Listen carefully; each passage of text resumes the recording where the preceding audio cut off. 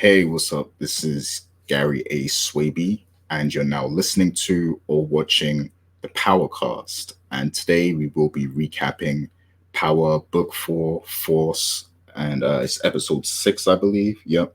And the name of the episode is This Is Who We Are. And I'm here today with Mr. Richard Bailey Jr. How are you doing, Rich? Doing good, Gary. What's up, listeners and viewers? Cool, cool. His little nickname is Diamond's Diner Cook. I like Yeah, that. That's a good one. and I love cooking breakfast for dinner. Yes. I love breakfast. I'll say that. And I'm also here with Miss Dana Abercrombie. How are you doing, Dana? I am excited to be here and to talk about the episode. Cool, cool. And her nickname is Reggie's Unanswered Calls. Well, Reggie got his answer by the end of He the got the, episode. he, So he got the answer. This is why you don't go searching for answers. Yeah, he got the answer. Indeed. So yeah, we are here to recap the episode of Power today.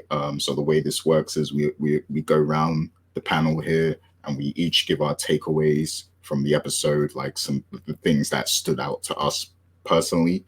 And then in the second segment, we'll be having questions and discussions where we kind of go back and forth and just talk a bit more about some of the things that are happening, in the season and in this episode in particular. But before we get to all that, just a friendly reminder, if you are enjoying the show, enjoying the content, please do leave your comments. If we say something that kind of, sparks a thought in your mind about the show or something or a theory, please do drop that in the comments. We love to read these theories and see what the people are saying about power and everything like that. That's why we do this.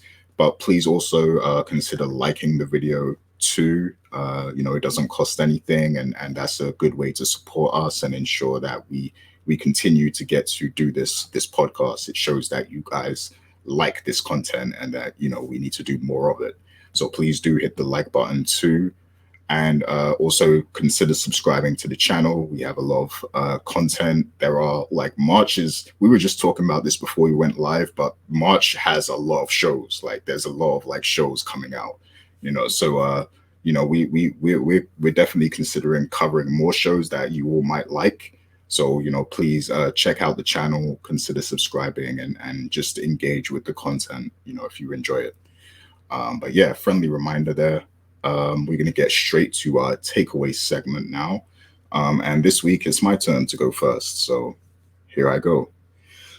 So I think that like opening with the burials, because we got to see like three specific burials, like which was in reference to what happened last week. We started with the Tommy and Claudia burying Mai. Claudia killed Mai last week, so we see and Richard actually called that Tommy was going to help her out. So yeah, we got that as soon as the show opened, and then of course we transitioned to Elijah, his funeral, and of course like Diamond and Jannard are there, and then we also see Simon's burial. And oh, by the way, check out the interview on the channel too. We Dana interviewed Simon, so go check out that video. It was a very good interview. But yeah, so we see those three burials, and I really liked that because it showed that these deaths are actually significant. They actually had an effect on the characters, and this is the stuff I've been talking about. Like because last week I kind of went in with the criticism and everything. But the stuff like this is what I'm looking for. Like, show us the consequences, show us the weight of these people's actions, show us why we need to care. And they kind of did that, especially with this, like starting out that way. Like you showed us that, okay, these things that the characters are doing, they hold weight and they actually affect the characters.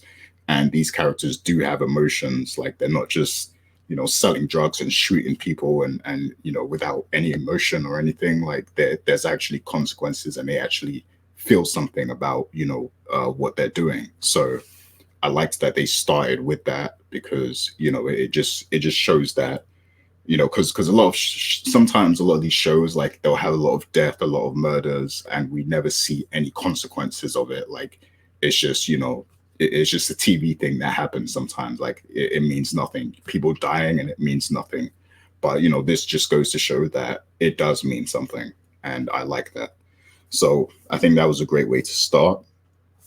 And then also just tying into that too, the fact that they pretty much broke up the Avengers because of what happened. So, like, you know, Diamond and Vic and Janard, you know, they came face to face with Tommy and they basically let him know, like, it's over.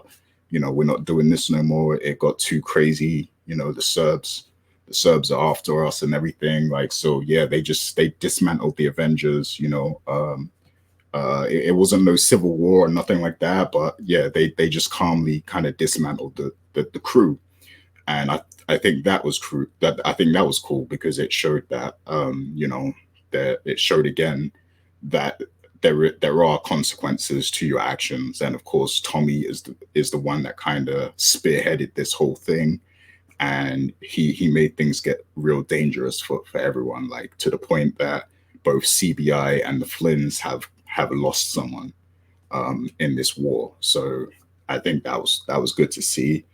But of course, you know, it didn't. Tommy is still doing what he's doing, and now he's doing it with Claudia instead of Vic. So I think that's very interesting that he's kind of crossed over to now working with Claudia. You know, more full time, I guess. So you know, he lost that connection with the Avengers, and now he's, you know, working exclusively with Claudia, and that's kind of opening a lot more doors and a lot more possibilities.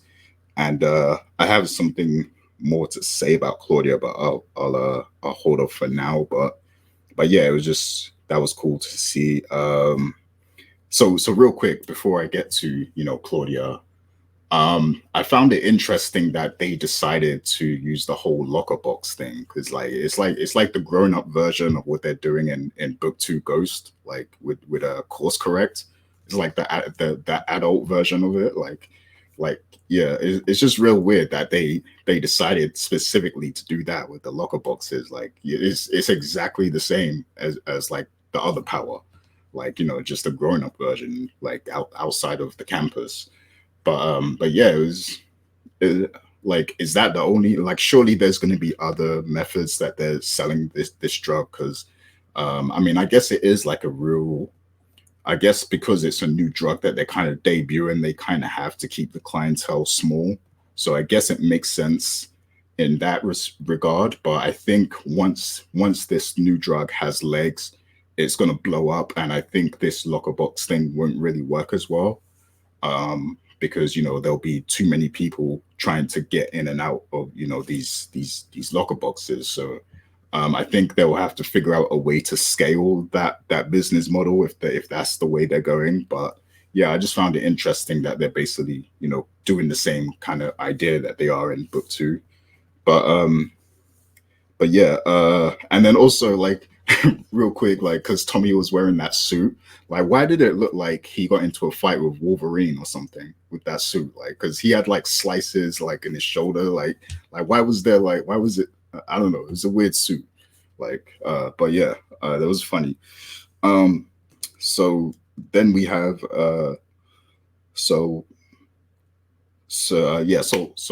obviously we have a few scenes with Walt. Walt is in this quite a lot, and we have the scene where obviously he's working at his front business, and then the FBI kind of comes in, they swarm in and search everything because they're trying to find connections to, you know, the illegal stuff. Like, they're trying to find where the illegal money, like, because obviously this is a front business and they're using it to launder money, and the feds obviously know that, so they're trying to find evidence. And, you know, Walt, like many elders, he has trouble getting into the computer to show them the files that they need. So, you know, he calls on Claudia, and Claudia is obviously very late. So I guess he suspects that she's up to something. And then later on in the episode, we see that he tells Vic to watch his sister and find out what she's up to. Which, yeah, I can't wait to see what's going to happen there. I guess we'll talk about it later. But yeah, Vic then uses this as leverage to kind of set up him bringing Gloria to dinner. Like, you know, his father gives him an order, and he's like, okay, in return, I'm bringing Gloria to dinner, and you're not going to say nothing about it. So yeah, I think that was very clever, very forward of Vic. I like that he's being a bit more active and less passive in these situations, because I think that was a problem I had with the character. He was a bit too passive. Like, he just goes along with what Tommy wants or what Walt wants or what Gloria wants or whatever. Like, but now he's kind of actively making decisions and setting things up. So I liked that for the character, and now it gives us something to look forward to. You know, if Gloria is actually coming to dinner at the Flynn's, like, that's obviously, we know that's going to be interesting because we've seen the interaction that Walt and Gloria had in the past. So yeah, I can't wait to see that. And Power has a good track record with these dinner scenes. So I can't wait to see what will happen at that dinner scene, you know. So yeah, that was good. And also, I've been pretty hard on Gloria too. Like I said, I didn't really like the character last week, but just the fact that when the Serbs showed up and started shooting at Vic and Gloria was actually shooting back. She took the gun and started busting shots at the Serbs. So she scored some points with me. Like, she knows how to handle a gun, and she's protecting her man. So, you know, like, props to her for that. You know, she was actually busting some shots. So she kept it gangster. So I like that. She scored some points there. And, what's up, Dana? Why the face? You don't agree? You don't agree she scored some points? No? Okay. Well, you liked Gloria anyway, so I mean, you were pretty I sold have on. an entirely different interpretation of that than you did. It's not so much woman based as an oh, she stepped up. Okay, well, are you gonna mention that in your takeaways? But yeah, Okay, well, yeah, I can't wait to hear your take on it. But yeah, so, and then also we got some new faces in this episode. Also, we had like the clientele that, you know, Tommy and Claudia was selling to, like some I don't know if they're going to be long-term characters, but we got to see those characters in there as well. And then also there's this new character, Adrienne, I believe her name is, and she shows up at the diner that Diamond frequents, and, you know, they end up talking and stuff about food or whatever, and then they end up in bed together. And then, you know, later on we see her, you know, looking at a news report of Diamond, and, you know, his past, his criminal past and everything. And then later on, you know, she's talking about breakfast and bringing him breakfast and having breakfast for breakfast and everything. So yeah, very interesting, because like there's definitely more to this character that I think we're going to find out a lot more about this character in the next few episodes. I think just the fact that she didn't really have like a major reaction when she saw that news story on the phone. So like, it seems like she's planning something already. Like, she's planning something. She has a motive or agenda with this, you know, little relationship that she's having with Diamond. So that's going to be interesting to see, and see how it affects Diamond's character. But yeah, that's the new Carrie right there, I think. Like, so so there you go. But cool to see some new faces in the mix. And then Walt at the end, you know, he after he found out what happened with the Serbs came at Vic and everything. He takes it upon himself to go to a restaurant where the Serbs are dining, and he just shoots the whole place up. And he delivers a message to the only remaining person and then kills him anyway, so he can't even pass on the message. But then I guess the waitress has to pass on the message. Um, but yeah, I think I liked that scene because we know that he is sick, and his death could potentially be close. So he's a man he's kind of reached his limits, like he's at his wits end, and now he just doesn't care. So I kind of like that for Walt, because I don't like the character very much, but I like this kind of story arc for him, this angle, this spin that they might put on him. Like, he's a man with nothing to lose now, so his decision making is going to be very interesting to see now, because he knows that he's on his way out. His children are going to be the people to take up the mantle and carry on the legacy. So I want to see how this makes him act. I guess this is what's making him so passionate about the Gloria thing too, because he wants to know that his son is going to carry on the legacy the way he sees fit in his own opinion.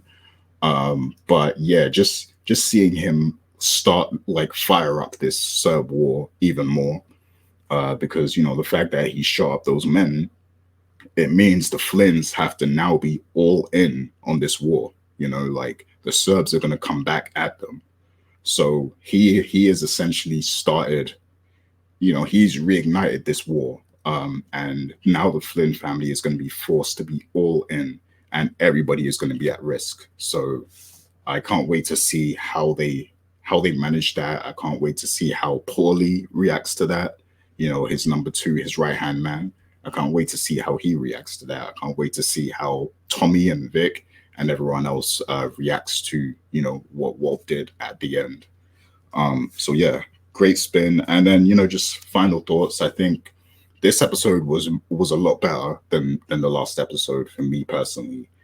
This is exactly what I'm asking for. It was very well paced, and yeah, they just set everything up a lot better. I noticed, like, the running time of the episode was a lot longer, because usually it's around like the 45-minute mark or 48-minute.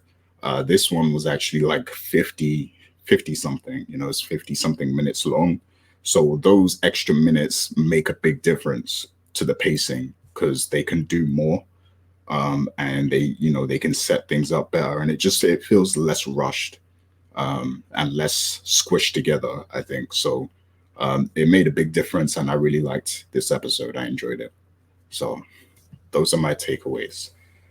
um and so I think the next we're going to hear from Dana. So Dana, hit us with your takeaways for this week. Hit me with your best shot. Let me stop singing. Copyright. Um, so my thing, you kind of touched a little bit upon. One of the big major takeaways for me, where it was like, whoa, I did not see this coming, was JP. JP, JP, JP. He is slowly becoming Black Tommy.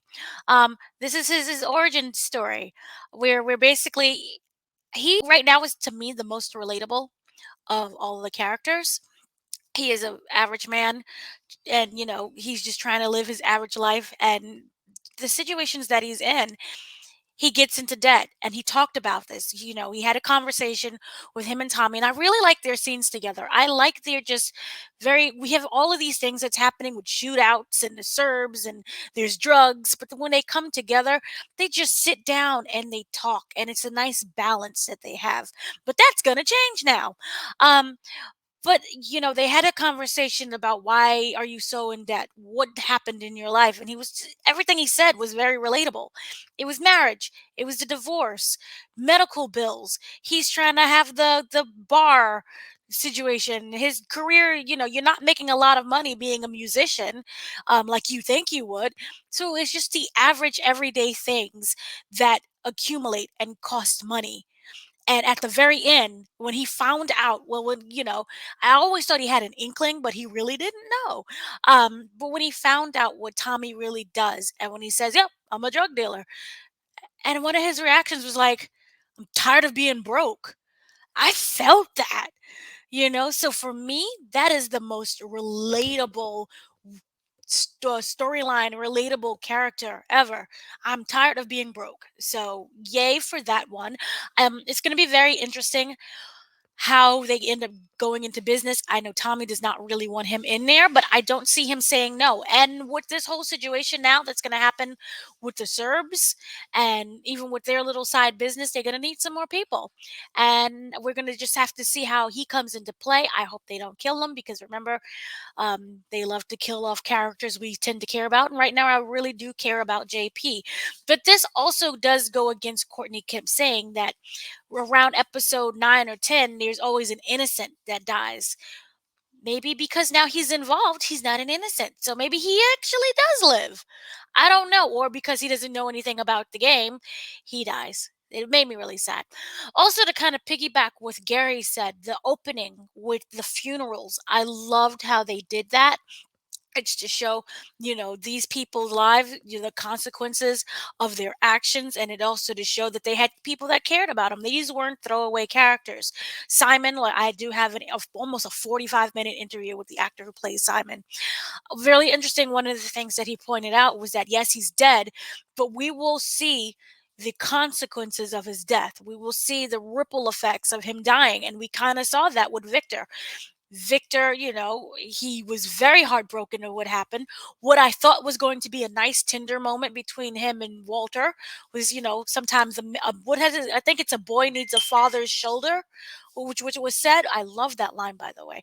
The boy needs a father's shoulder, and I thought it was going to be like, oh, it's all right, son, and he's like, oh, you stupid idiot, you caused him to die. And I was like, oh, okay, well, that didn't help. And that just kind of made it even worse for him. But it will kind of show the rippling effects. And one of the things that when I talked to the actor who played Simon, he did say that one of the wishes for Simon was that Victor would break away from his father and to find that independence. And even though he doesn't fully support going against the family, he wants him to be able to be free and independent. And we got that this episode, sorry. With Victor finally grew, we on the one more track of spine. He was growing some the last episode. So now he's growing another layer. The muscles are kind of coming in a little bit. He's puffing his little chest out. He's not fully standing up straight, but he's puffing his chest out. Well, he was, simply said that he is inviting Gloria. He was very adamant. Yep, I'm inviting Gloria. Yep, I'm going to do this. Yeah, I have my side business. I'm not going to tell you what's happening with Claudia. You have fun. Bye. And that was really, I love that. And then we kind of had the drive-by, which was so terribly done. By the way, I don't know anything about drive-bys. I don't shoot people or things, but just the angle that the gun was like aiming at towards the street and how it hit the cars, but it was all like at the lower part where the tires would be. So it was like the base of the cars that got struck. Bad shooting, but it was very coincidental that drive-by happened right before. What was it? Sorry, before and after. Right after he spoke to Walter and was like, "I'm breaking away from you, and I'm going to invite Gloria, and you're going to eat dinner with her. Yeah, and I'm going to have more black friends. So take that, Dad." But this is how he kind of lost brownie points for me. Were you going back to what Gary said? Gary was like, "Yeah, he was really happy with the shooting, and then Gloria, woo!" And I was like, "No." If you look at the shooting, what happened was Simon dropped like he was some little scared punk. It was Gloria who was like, bang, bang, bang, bang, bang, bang. And for me, after declaring my love and my growth of a spine and backbone, I would make sure I would protect that person. Right? And so you stay down, me get the gun, boom, boom, boom. And it was the other way around. So I have no respect for him at all during that whole scene where he was basically caroling, in the back. No, don't hit me, bullets. And then later, oh my God, are you okay, baby? I love you, Gloria. No. So that didn't work for me. It didn't work for me at all. One of the other takeaways that we had, was I love the teaming of what was it? It was Liliana, Claudia, Tommy. That whole sequence with the locker room when they went to that station to check out the lockers, and Tommy he had to play like a white man for like the first time on Power. I can't remember if it was the first time on Power. He had to go straight white. I'm not sure. I'm pretty sure he went straight white before, but it was just so nice to see him, straight white. And that was a weird little suit jacket combination he had going on. I personally didn't like the cutouts. I just didn't like the cutouts, but I don't know anything about fashion. I dress like a homeless wrestler. So there you go. Um, but I like the fact he had his little suit on. Yeah, cryptocurrency. I like that paper money in my bed. So I like that sequence. That was very nice. I like the teaming of the people. Please, whatever happens, do not kill. What is it, Lauren? Lauren is now the chemist. Don't kill Lauren. She looks so innocent. It's just like, please. I don't even know how I got into this situation. But yeah, I like Lauren. Do not kill her. Also, really quickly, what I did love, what we have to go is with JP and the son. JP's son freaked out when he saw that JP and Tommy knew each other. And he was like, I don't want this money no more. It's dirty. And he ran out the barbershop. So we're gonna probably get some more exploration of this character. I would like to know more of his side of the story. I want to know what he's up to. What's going on with the mom? Is the mom dead? I don't know if the mom's dead, but I want to know how he felt in that moment because he was both terrified and utterly disgusted when he was listening to their conversation. So I need something that happens with that. What I liked about Walter, he was dying throughout the whole episode with the coughing fits, and I'm not sure if there was blood, but I'm sure there was some blood in somebody's handkerchief. He was coughing all over the place. He passed out. He hit his head. There was the blood. Blood was on his head.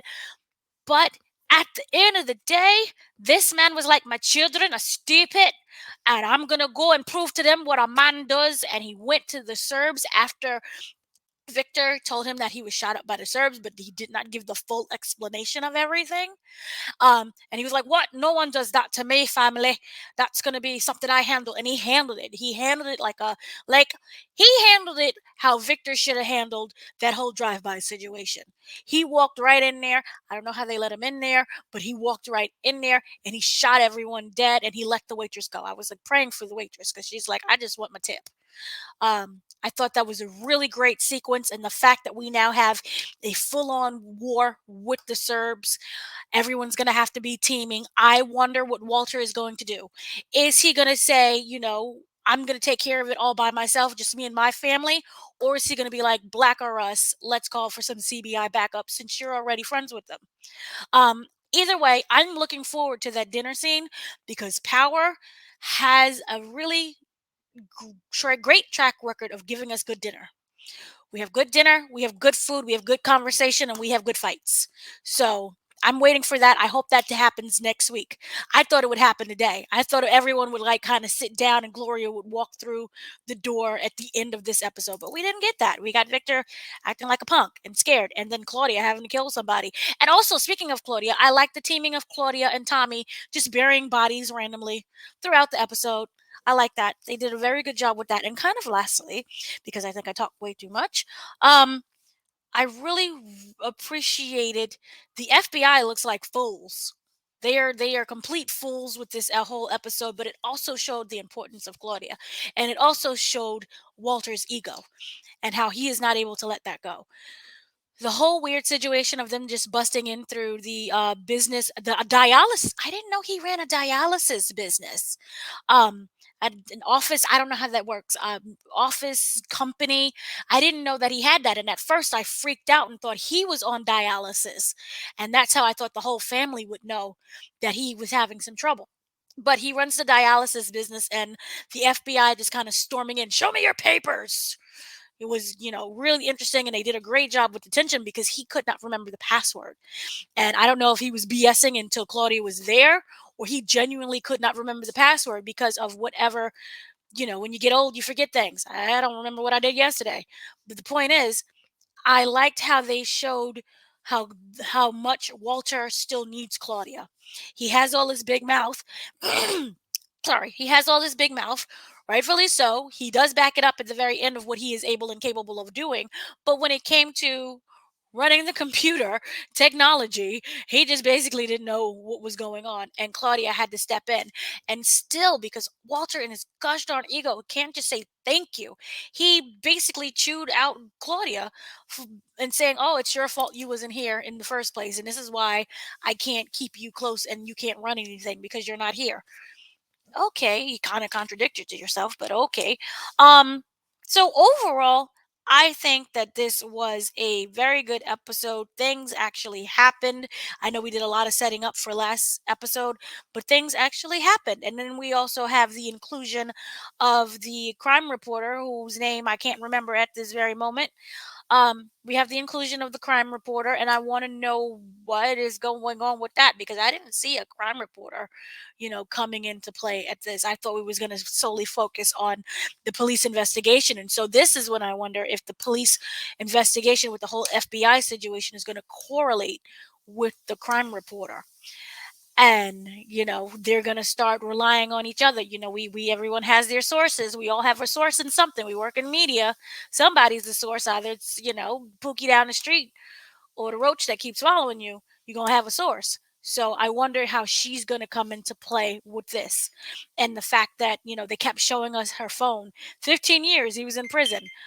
And then also on top of that, the FBI running around to, oh gosh, the best friend, which I didn't know was the brother-in-law, but Walter's brother-in-law, whose name I can't remember at this moment. The FBI just randomly rolling up on him and saying, oh, would you like to flip on Walter? I thought that was just a really weird situation. It was a really weird approach of how they did that, but okay. I don't know, but it really seems like they need some kind of information in order to get Walter taken down. And that crime reporter coming in, I wonder if that's going to help because at the end of the day, Diamond is associated now with the Flynns. However complicated the situation that may be, maybe that's how it all ties together. Because if you're just looking at Diamond and the CBI crew, uh, okay, you take them out, but the big people that the FBI and everyone else wants to take down is the Flynns. So I wonder if we're going to have people turning on each other and a mole and what's going on. So I think that it took a while for power to get there, power force, but we're getting somewhere, and that's an improvement. Oh yeah, yeah, excellent takeaways there. And yeah, I actually agree with Vic. Like he should have been protecting Gloria in that shootout, but Gloria was actually protecting him. So yeah, it's like she wears the pants in that relationship, I guess. Like So I guess that's what it is. But yeah, It's not just the pants, it's also the spine, the muscle, whatever it is that makes up your backbone. All of it, the blood sources, the vessels. yeah, yeah. Vic's got a And man. this also shows Gloria's potential, but you have Walter and his racism. She could have made a great part of the family in that regards. Claudia is someone I felt that if you stop controlling people like Claudia and stop being a racist towards Gloria, you can build an even bigger organization. With and stop being a sexist on top of that. Yeah. Yeah, it's true. And maybe when we get this dinner scene, maybe Gloria will kind of prove her worth a bit to him. Maybe he'll see things differently. Well, I hope so. I just want a huge coughing fit with like him in blood and like, oh my god, Dad. And I like do, everyone cursing I out do people. think that could be when it comes out, but him being sick, that could be when it happens. That's true. Yeah. But yeah, great takeaways from Dana there. We are gonna move on to Mr. Richard Bailey Jr. and get his takeaways now. So hit us, Rich. First and foremost, excellent takeaways by Dana and Gary as always. It's going to be kind of hard to follow that because that was fantastic. Yes, so props to both of you. So let me start by saying I also thought this was a pretty good episode. There's a lot of juicy details starting to come out in the show, and I think that is what's making it interesting. I do have one criticism. I'll go to that a little bit later, but let's get into the takeaways. I have three main sections I want to really address here. So let's again talk about how they handle Tommy in this episode and his interactions with Liliana as well as Claudia. I really liked, like Dana mentioned, I really liked the whole burial scene at the beginning, but I also liked how they closed the episode with the burial scene as well. You know, Tommy and Claudia taking this opportunity. And I know that Tommy had a lot of questions whether or not Claudia could really handle, you know, getting involved in the game like this. Obviously, he wanted to give her an opportunity to prove herself because he sees potential in her. But when it comes to having to kill people close to you, in the case killing Mai, and then later in this episode, killing Reggie, who was considered to be one of her very good friends, it just shows how far you have to be willing to go when you're in business like this. So I thought it was great to open the episode with that burial and end the episode with her having to bury Reggie. I think that was very good writing, so I'll give him props on that. As far as what else happened in this episode, I do agree with what Gary had to say about Tommy's suit. Now, I will say this. Yes, I questioned the suit that he had, but I love the fact that they used that as an opportunity to show you how Ghost influenced Tommy, and the fact that, you know, Ghost always had on these nice suits. And I really don't understand why Tommy is not dressing up in suits a lot more, you know, on a regular basis. Because, I mean, it's about the style and the way that you want to approach things. We know Tommy is all about the streets, so he's not going to do that all the time. But I like that they used it as an opportunity to remind you of how Ghost influenced him in terms of whenever he had to dress up and look sharp, he had no problem doing that. So that was great. I do agree with what Gary said about the locker thing being similar to what they're doing in book 2. One thing I question about that is that obviously anybody can come in through that area to, you know, pick up the drop. But I mean, if people look suspicious, you don't think that the police or the officers that are in the area are not going to look like, wait a second, that person looks a little suspicious. That's one thing I do question, because you see people rolling through there. You know, anybody could be rolling through there. He white. So, well, yeah, you said it. That's the magic. He white. He blonde and blue eye white. That's a whole superior white. Yes. They're not gonna question him. No, you said it. That's exactly what it is. They made sure to let you know that too. So you're right. So, but I think it's a good idea to, you know, do this for now. We'll see where that goes. We also saw, as you mentioned, Dana, earlier in this episode, that we basically Jannard had DMACC investigate Tommy. All he wanted him to do was watch Tommy, which he did for the most part. But then he discovers, oh, Tommy knows JP. And of course, he was not happy when he noticed that. And immediately he said, no, I don't want the job. Gave Jannard back his money after, you know, he already pretty much did the job, which Gary and I both laughed about that. So we'll probably talk about that a little bit later. But I'm very curious to see, you know, again, like Dana mentioned, I want to see what is going on with this backstory regarding him and why he hates his father so much. Whether I want to see if they actually have some type of reconciliation, because again, as I mentioned on this show before, power always has the fathers and the sons killing the fathers killing the sons, so on and so forth. So it would be great to change that to have that for a change where things actually end on a positive note. But again, don't really know about that. One thing I will say, however, about that scene, 2 very important details. Number one thing that I did not like, and this is my criticism here. All right. I love the fact that JP now knows what Tommy does and is actually interested in doing this, because what Dana said is 100% on the money. Yes, a very relatable character as far as everyone has debts, struggles that they go through, and you're looking for a way to do things on a legit basis. But when you aren't able to do that, then you're going to be pushed to your limit. So I really like how they portray that. The only critique that I have is that scene makes last week's scene not mean anything at all, because it wasn't revisited. When they had the whole scene where Tommy, where JP is looking at the photo of Tommy, that wasn't even mentioned in this episode. So I question why that was. And then he had a comment where he said to Tommy, I'm tired of people lying to me in the family, but he didn't really elaborate further on that. So that is the only thing that I have, the only critique I have about that, because I felt like we should have come back to that to explain what that was all about last week. But again, maybe they are going to get into that. Who knows? So I'll give them the benefit of the doubt. But I like the interaction between Tommy and JP. Looking forward to seeing what happens in that.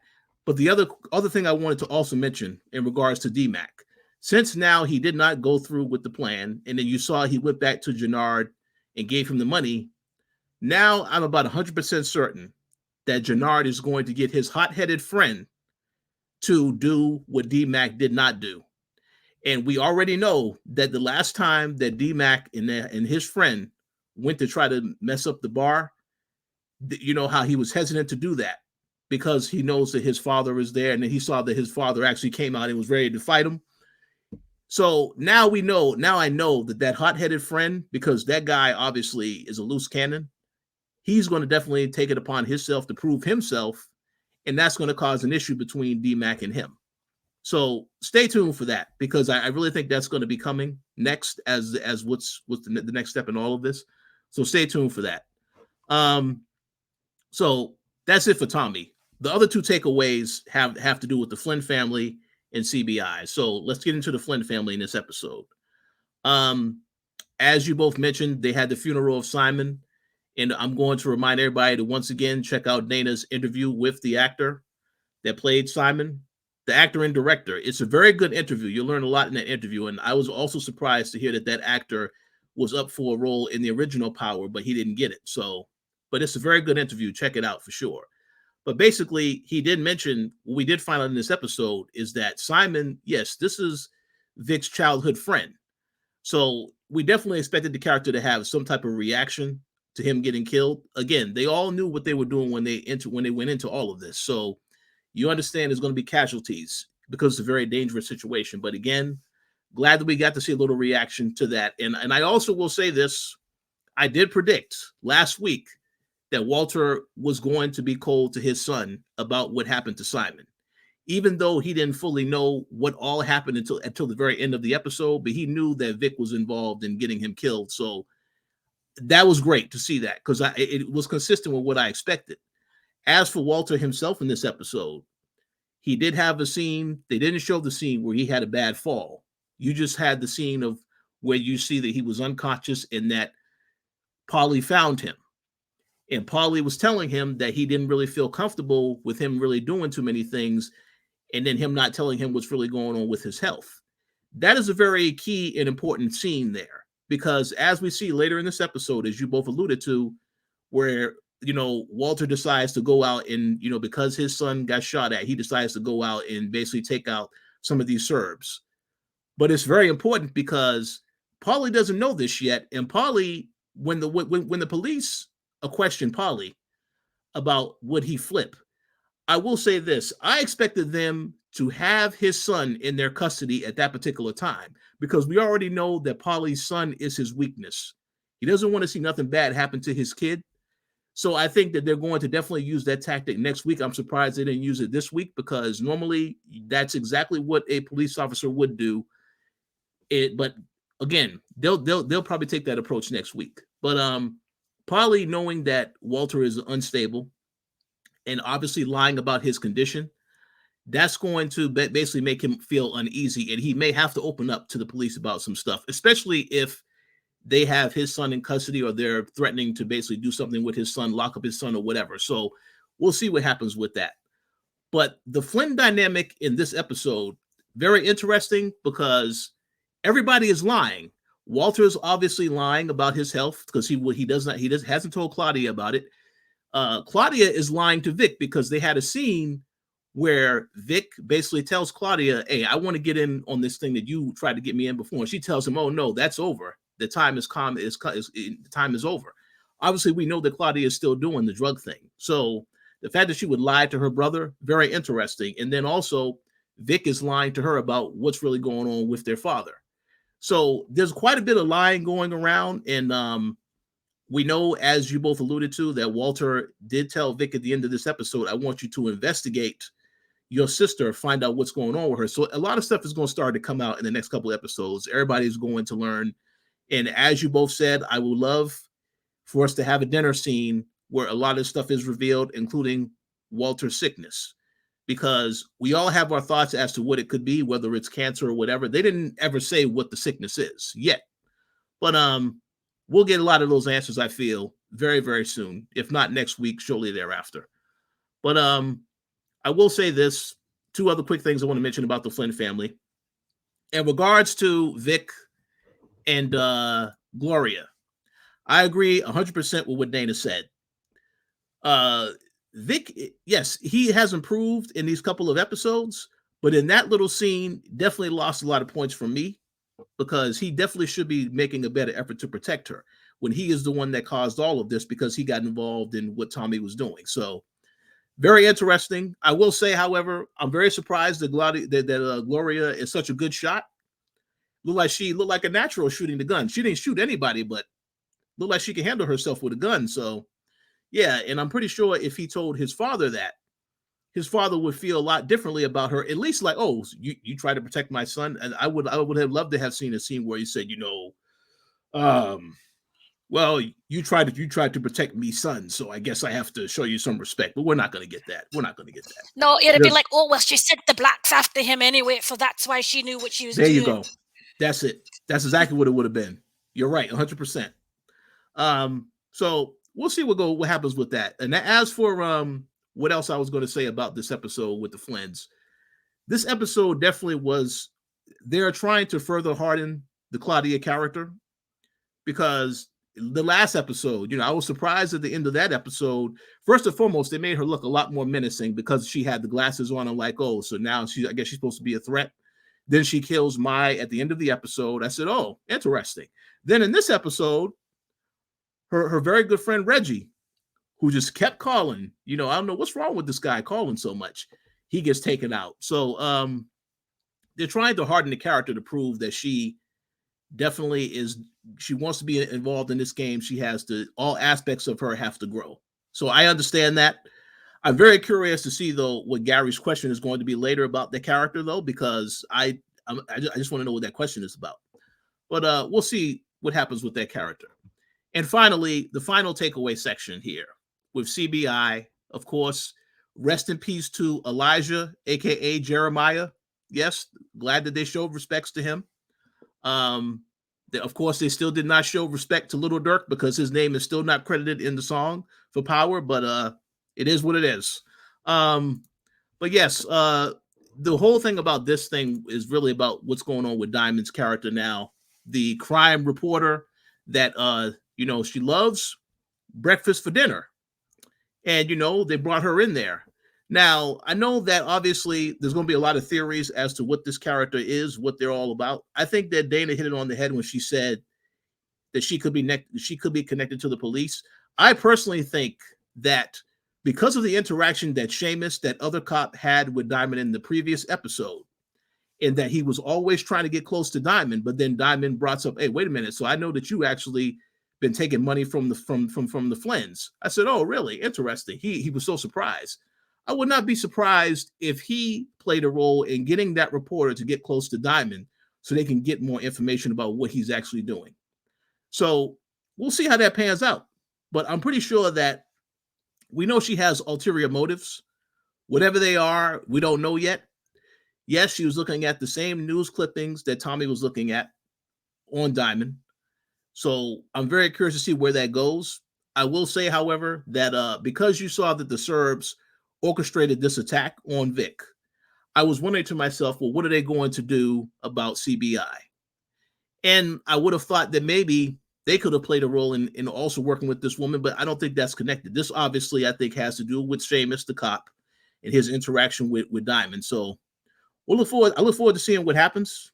But overall, great episode, because there's a lot of juicy details that they have throughout this episode. And as Dana mentioned, it took them a while to get to this point. But overall, I'm satisfied with where they're going, and they have me very much looking forward to what happens next week.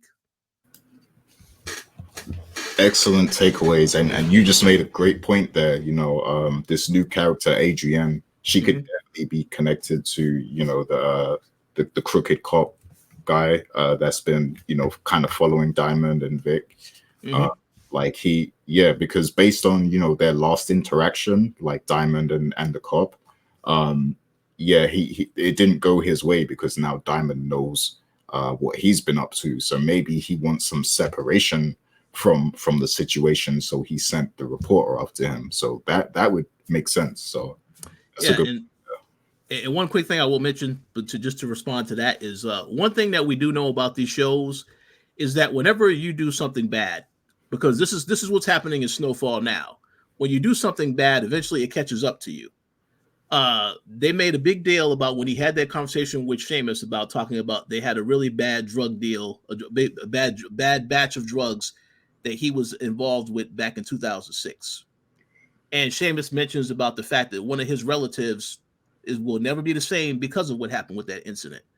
So this could be Diamond's past coming back to haunt him, where something he did in the past or he hurt somebody in the past, now they have an agenda against him. So, I mean, we'll see if that's where they're going with this, but I look forward to seeing where they're going with this. And Gary, let's go ahead and let's be clear right now. That woman is the reason why you enjoyed this episode. We're going to just put that out there right now. Yes, that's the new love interest for Diamond. Yes, very interesting, very beautiful woman. So that's probably why you enjoyed this episode a lot more than normal. Wait, so you're just knocking Gloria to the side and all of the episodes of you funning over her, or some random girl who was just introduced who likes breakfast? I was never big on Gloria's character anyway. Like, I mean, actress is good looking. You know, I'm not saying that, but I was never a fan of the character itself. Okay. But you just met Breakfast Girl 2 seconds ago, and now all of a sudden she's the best character ever. All she said was have some breakfast, and you're like, oh my God, I've seen the light of glory. Hey, Dana, it's the most important meal of the day, right? It's the first and last, apparently. It's the curly fro, man. I like that hairstyle. You know. Yeah. Gloria's rather curly too, but oh my gosh. But yeah, great takeaways all around, and yeah, just another friendly reminder because there's some great things being brought up here. So people, please do chime in the comments, let us know what you think about all this stuff too, and also hit the like button, and also consider subscribing to the channel, and definitely go and check out that Simon interview that Dana did too, because there's some good information in that, about behind the scenes stuff too. So definitely check that interview out. So yeah, we're gonna switch gears and get to our questions and discussions segment now. There's some very interesting stuff to kind of talk about here. So I'm gonna get to the Claudia stuff now, because yeah, like that's an interesting point of discussion. And Richard made a great point. It seems like they really are trying to harden that character. And it seems like they're setting some stuff up, with regards to that for the future. So, the question I was basically going to ask both of you is, do you think at this point, Claudia is the most ruthless character in the show? Because, she's almost got more bodies than Tommy, like, because she keeps burying people.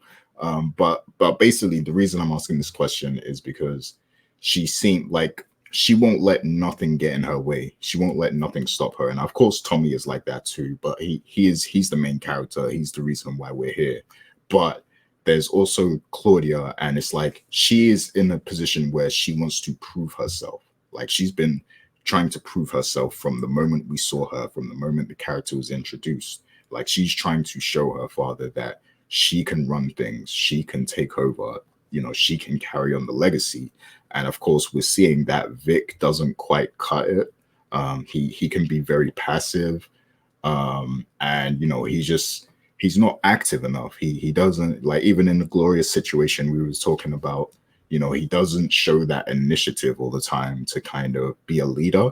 But Claudia is quickly showing that, and she's showing that she's willing to eliminate anyone who could potentially get in the way of the business. Like, she killed Mai, even though she had like a sexual relationship with her, just because, she wanted that control. She wanted that power, she wanted the most amount of power in the situation.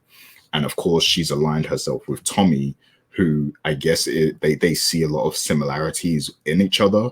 and that's why they're able to coexist, because they both want that top spot. You know, they both won't let anyone get in their way. So, you know, Richard made a great point when he said, you know, it seems like they're hardening this character, because right now she's the wild card in the show for me. Like she to me, she looks like the most ruthless person. I could see like her becoming like maybe even the top villain. Like if something happens and they split up, you know, the business goes wrong, she could even end up being like the final boss or something. Like she's got that in her, I think, and I think the actress does a great job too of bringing that out. So do you see Claudia as like the most ruthless character right now, or if you don't, like, do you think she has that potential to kind of lead the show alongside Tommy, like maybe be, you know, like the ghost, or you know, the ghost to Tommy or something? Like, you know, do you see that in her? So that's the question. And I'll go to you first, Richard, since you know you kind of brought it up, like with her being hardened and stuff. So I want to get your bounce back on that. Like, what do you think? I gotta admit, I can't wait to hear what Dana said, because I was looking at her reaction. You had that comment, so I'm looking forward to that Oh, reaction. yeah, save the best till last. I know, because Yeah. I'm looking forward to that reaction. This is what I will say.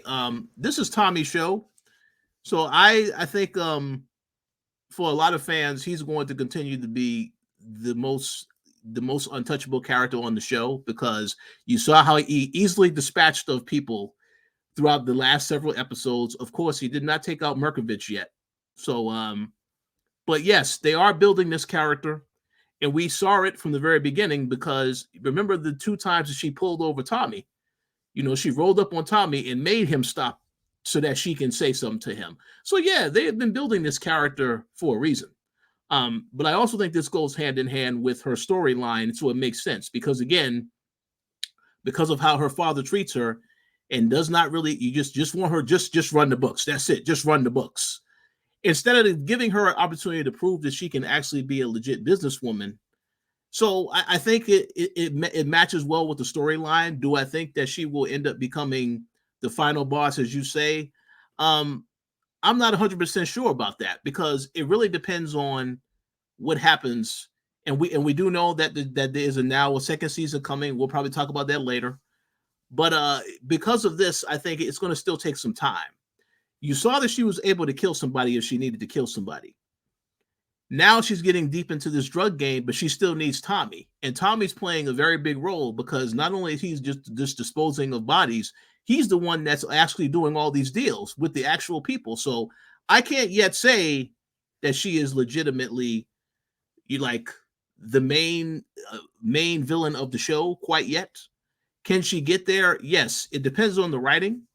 But is she an equal to Tommy right now? I would think, I don't know. It's hard for me to answer that question, because what I will say is Liliana, her chemistry with Tommy, they are a very good team together. And I think right now that's great. You don't want to mess with anything with that.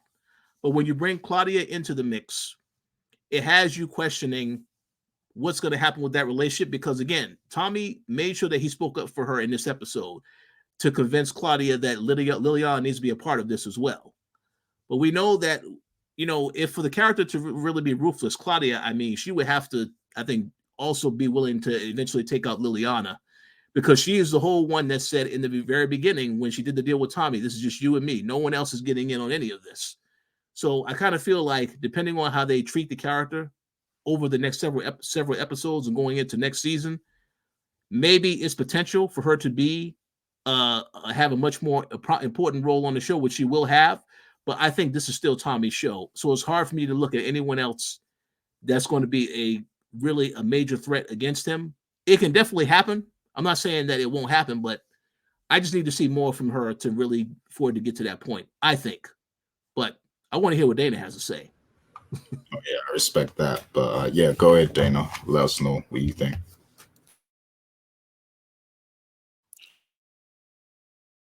So, oh, absolutely no. What in this episode was it showed all of the kids and the father and how they respond and react to things. You had Victor the whole time, literally people saying, I'm rooting for you to become your own man. Do you know how embarrassing that is? Take this money, be your own person. Literal, the strangers on the street. I'm rooting for you. So it's embarrassing. So completely no. Claudia literally just started killing people. What? A week ago? We can put days ago. Um, yeah, at this moment she may not be someone who's like grieving over anything, and she just did what she had to do. But she's still hanging with Tommy and having to call Tommy, and they're having their own little therapy session over dead bodies and burying them. So no, she's not at that point yet. Maybe in season 2 she'll get there.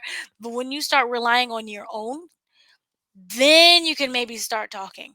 And then we had Walter Flynn and that segment with the Serbs.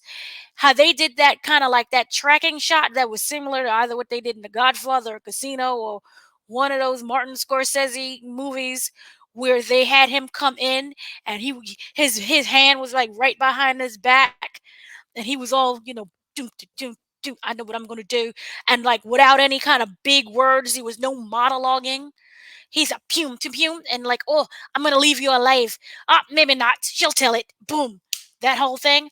That scene shows you who is actually boss, and it'll show you the line of succession. Yes, you can easily say that Claudia right now she's the one who is easily can be the number 2 in command, or whatever. I forgot what your actual question was, but the thing is, no one is there yet. The only one who actually stepped up to the plate, aside from Walter, because he's been doing this for decades, was Gloria. And she's not even in the picture. So maybe somewhere in season 2 or 3, we'll have Claudia do something and she'll be ruthless like her da. But no, that's just my opinion to what the original question was, which I forgot. Yeah, the question was basically I mean, yeah, I kind of agree with both of you. She's not at that point of being the most ruthless yet, but I definitely see the potential in her. Like I feel like, like what Rich was saying, they're definitely kind of painting this character to be someone someone with that ruthless edge to her. Like, so I think they're kind of building her up to play that major role later on. But go ahead, Dana. And if you look at the guy who she did kill, Reggie, I think he was, the guy who she did kill, it was out of just sheer annoyance. He was beaten up. So, and it wasn't like a bang bang situation. She pulled out a knife and happened to hit an artery where he died, and then she got the gun and shot him because he's like, oh well, what else am I gonna do now? Shot both died. What was it? His other eye. So the point is, it's not like it was something that was. It was something that was meant. Everything that she did, all of her kills were reactionary. It wasn't something that was thought Mhm. out and planned. It was reactionary. And even if you say, well, Walter, he killed the Serbs because that was reactionary to what he did to Victor, he's able to handle the war that's coming next. Granted, if he wasn't dying, he would handle it better. But he's able to actually be like, I don't care about war. We're going to go to war. Arr. So there you go. Claudia's not there. Everything that she did was like, it was just spur of the moment that she found herself in. Like if Reggie was never there, she wouldn't be like, I got to take out Reggie. Let's take out Reggie. Yep. He just happened to be there and ambush her. So there. Well, Reggie is a very annoying character, and he met his end. So it is what it is. I just was going to say this real quick though. I agree with everything you said, Dana. I agree with both of y'all. The one thing I will say too is that with the one thing that they have told you about in this show with the last episode, and the last episode is a very good example. When Walter confronted Gloria in the scene that Gary said is very unrealistic dialogue, notice that after that happened, Claudia is the one that confronted Gloria. So they're telling you that she's very much like her father in terms of trying to be ruthless. So that's why I say there is potential, but I agree 100% what you said, Dana. It's not there yet. Everything has been reactionary so far. So until she is the one calling shots and she's deciding to kill people, then we can't really say, oh, she's definitely a power boss now. We can't say that yet. But they can get there depending on how they write the character and what they do in the next couple episodes and into season 2. We have to see how they handle that situation. Yeah, and you know what they say? They say, well, nobody I know says this, just so you know, but like, they say that once you get your first kill, the rest are easy after that. So I definitely can see Claudia catching more bodies as the episodes roll on. I think once she took out Mai last week, I think this is just the beginning for her. I think this is gonna she's gonna be. Yeah, go ahead. Oh no, I just want to say, whatever she does though, do not try to kill Liliana, because if you do that, now Tommy, that's it. The partnership's over. Tommy will cancel Christmas on her ASAP. The whole thing was like, it was weird but cute, because you could see that Tommy was being attached more to Liliana, and I think they might put a little crush there. Yeah, like a little something there. It was very teenagery, but it was nice. It was different. It was nice, but he did like that kiss from Claudia too. So, But this is more like affectionate, loyal. I can rely on you. Oh, you're my partner. I agree, 100%. Oh yeah, but yeah, great thoughts all around. So definitely chime in the comments. But yeah, there's a few questions to get to, so I'm gonna keep it going. So Richard also brought up a good theory about the DMACC situation. And the DMACC's friend. You said that Jannard is probably going to hire him next to follow Tommy and everything, and that could lead to some pretty interesting situations happening. With him following Tommy and of course being around JP and stuff. But the question is, like, do you like what is going to happen? Like, because obviously, eventually, I think this has to come out, the fact that DMACC is JP's son and Tommy's nephew. So how do you see this actually coming about? Like, who is going to make the first move? Who's going to initiate this? Is DMACC going to end up going back to the shop, maybe as a result of his friend following Tommy or something?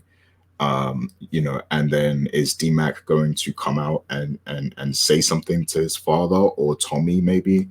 Like, how do you see it working in your mind? If this situation kind of blowing up, because I feel like we're almost halfway through the season. Well, we're more than halfway through the season. So yeah, at some point, I think it's coming very soon. We are going to get the revelation that DMACC is JP's child, but it's just a case of how is this going to happen and what will change after that. How, like, will they try to reestablish their bond and become a happy father and son, or what do you think will come of it after the fact? So I will go to you first, Dana. You got any thoughts on that? Here's the thing. I don't know how to interpret his response when he saw Tommy and JP together. Like, because remember, it was discussed, and it was like, I don't want this money. He took off running, like, oh my God, what is going on? And ran off. And then he was like, no, I don't want anything to do with this. Here's the money. He gave back $5,000. Even the guy was like, here, keep it. No, I don't want it. It's terrible. What I seen was awful. So because of that, I don't know how that's going to happen. But I do feel that DMACC is finally going to play a vital part in this situation. From a writing standpoint, it would be silly for him to just completely walk away and then we never see him again.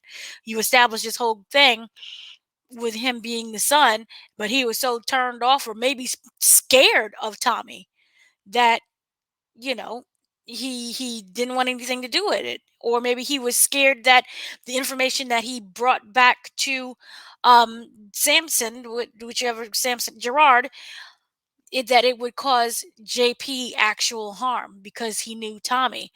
So if he was to say, oh yeah, he hangs around JP, then maybe that means that they're going to start interrogating or beating up or doing something with JP physically, and he's upset about his father, but I don't know if he wants him to die. He's in that weird temper tantrum stage where it's like, I hate you, Dad, but I don't want you to die, but I hope you die. That kind of situation. But I do feel and hope that he ends up playing a vital role. What happens if he ends up being the one that looks out for JP? JP right now is concerned about being a drug dealer and him teaming up with Tommy. I wonder if he's gonna probably start giving him information. JP doesn't know that's his son, but what if he just starts randomly like feeding him information on the sly about what's really going on, or telling him about Jannard without saying how he's involved with Jannard and how he's actually his son? So I hope it is more of a help instead of a hindrance, but I don't know, because it just how he was able to react when he saw them together. I don't think he's terrified of Tommy, because if he was, he would have never taken the money and agreed to follow him to begin with. And in that whole kill situation, it wasn't like, no, I'm not going to kill him. It wasn't like that. He didn't refute anything. I think he's more afraid of what could happen to JP because that's his father. So I do feel that everything will be revealed, hopefully at dinner, because everything happens great at dinner, or even at the diner. But the point is, I do hope that when everything is revealed, that G Money Mac is able to help him instead of being more of a hindrance. And also, we know that Jannard is working against Tommy, and we know that he wants him to be killed. So maybe D Money Mac is the one who's able to to to feed that information to Tommy and to JP to be like, hey, watch your back because this is what's really going on. And that's how the whole thing crumbles, and you have the brother against brother again. So maybe that is something, but he needs another name than DMACC. Oh yeah, maybe we will learn like his real name, but yeah, he's a street guy, so he's got a street name. So. Something corny, probably. Who Dame. knows? Bryce. Bryce. That'd be funny. But yeah, Rich, chime in here. What would you think about this whole DMACC and JP thing? Well, first and foremost, Gary, I want to say I did hear a rumor that you laughed at the reaction he had when he saw that. Oh, wait a second, this is who Tommy is messing around with. Oh, come on, man, really? So, I don't really like Dana. I don't really know. I mean, that reaction, it really makes me want to know why does he hate his father so much? Obviously, yes, he hasn't been around, but I'm very curious what information he was hearing about his father with all the stuff that happened with JP and his wife. I mean, and I hope we get an answer. What's that? It's very simple. Your dad left us for another man and doesn't want to see us again. And then you keep feeding the child, and it pollutes the child. Yeah. That makes sense. You would be kind of a little spiteful too. Like, oh yeah. I mean, listen, I fully understand the anger, the disgust. What I will say though, from a writing standpoint, I really feel like the only way, now I could be wrong, the only way that they can really resolve this storyline and move it forward is you have to get his friend involved, because they told you from the beginning of this season, DMACC hangs out with his friend.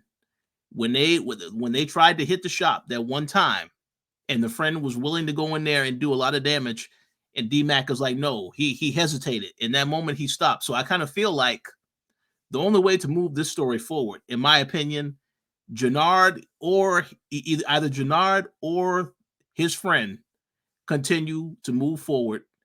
And maybe it's a situation where Jannard's friend rolls up to the bar and again attempts to damage it. Maybe they take a shot. Maybe they actually are successful in shooting JP to some extent.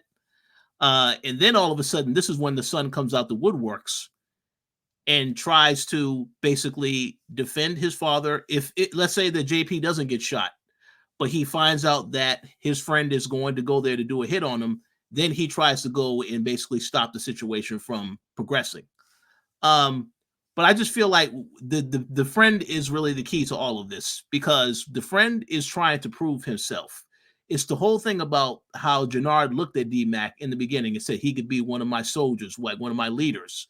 and then you saw that he didn't do the job. Now you got to go to the next man for the job. So I feel like the best friend, he's maybe not a best friend, but his friend is going to be the key to all of this, because this guy is trying to prove himself. He don't really care about trying to impress DMACC. This is like paid in full. It's the next man up. And if you're not going to be willing to do the job, I will do the job. If it means I have to take you out, hey, I don't have a problem doing that either. So that's why I said that's probably what's going to happen next.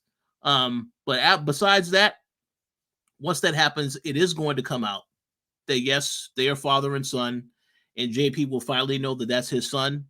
And probably he's going to be very, of course, he's going to try to console him and get close to him, but the son is going to still be hesitant to want to do all of that. Because, again, this is power. It's not going to be a happy ending. When I say that I want it to be a happy ending, when they reconcile, it's not going to happen that quick. It has to take some time, because they have to get over and be willing to talk about stuff. But hopefully that is a direction they go, and instead that JP and DMACC don't get killed, because they also could take the approach where one of them gets killed before the other one finds out the truth.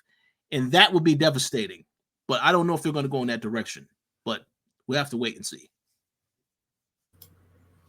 Oh yeah. You both said some interesting things. Like Dana, you said something interesting.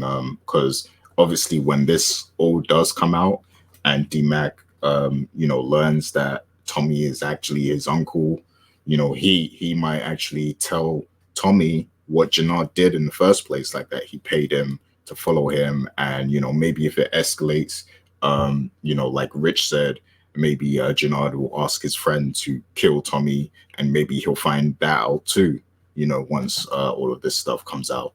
So then, that opens up another can of worms, because now Tommy will know that Jenard is trying to get rid of him. And that can go many places. But then also, there's the whole, JP. And we see that he was actually open to Tommy, like, selling drugs and being a drug dealer in this episode. But I definitely feel like once he learns that DMACC is his son, and they, if they're able to have some sort of conversation or build some connection, he might actually change his stance on that. He might switch up and actually want to stay away from that lifestyle and keep DMACC away from it too. So that could actually change his character and his circumstances quite a lot. So yeah, there's a lot of ways they can spin this. Go ahead, Rich. One quick comment I do want to make is that, and we'll probably get into this later because I don't know what your other questions are, but the fact that they introduce this new character now to keep Diamond distracted, this lets me know now things are going to definitely get chaotic as far as Jenard and his attempt to go after Tommy. They can fully go in that direction now because Diamond is preoccupied with what's going on with this love interest. So something's definitely going to happen, I think, in the next couple episodes to really intensify that situation further. Oh yeah, for sure. Yeah, if Diamond's eyes are out, are off the game, so to speak, then that's going to give Jenard a lot more freedom to do the things he wants to do. So yeah, that can get very interesting too. But yeah, another thing I want the people to chime in on. Let us know what you think is going to go down with this whole DMACC, situation, because it's very interesting. So which question here should I ask first? Okay, so we see that the FBI approached Paulie, and he they're actually brother-in-laws. It seems like him and Walt. I think he said so. So yeah, he didn't want to say anything. He kept it G. He said, "No, I'm not saying a thing." Even though they told him they know his history, like they know his past, and they were trying to use it against him. He stayed silent. But the one thing we know with Power and a lot of TV shows, they don't have things like that happen for no reason. So, there has to be some purpose for this scene to occur. So do you think there could be any circumstance that makes Paulie change his mind and begin cooperating with the FBI? So Richard, what do you think about that? Yes, very, very, very easy. Number one, his son. We know that his son is a weakness. He doesn't want to see his son suffering under any circumstances. And that's very ironic because he was the one giving Walter advice about how he takes care of his kids in the previous episode. So that's number one. And then number two, while I do agree, I really loved the cool scene that ended this episode with Walter taking out the Serbs. We know that Paulie knows that Walter is something's up with Walter. He's not feeling well and he's unstable. And now going into a war with the Serbs, if he, obviously everybody's going to be a target, not really just Walter, but everybody, including Paulie. So if he feels he is in danger, now he's going to have to tell them, wait a second. Yes, Walter is doing something. I'm very concerned about my safety as well as the safety of everybody else. So I don't know. Whatever you want to do to cooperate, I'll do. Just make sure you protect me and my son. I could 100% see that happening. We'll see if that's the approach he takes because it looks to me like he's very loyal. And again, it's important to mention this is his brother-in-law. That's a very key detail there. This is his brother-in-law. So they are family. So I can understand him deciding not to, to try to hold out for a little while, but at some point they have ways of getting that information from him. So I'm curious to see what they're actually going to do. Oh yeah, I guess we lost Dana here, but she'll be back in a moment. Yeah. I'm sure. Yeah, she'll be back. But yeah, good point.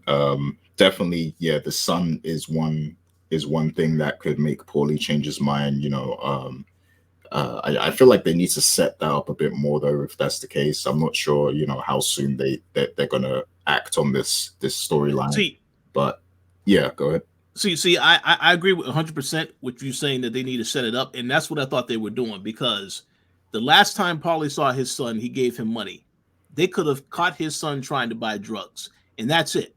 You have him in custody.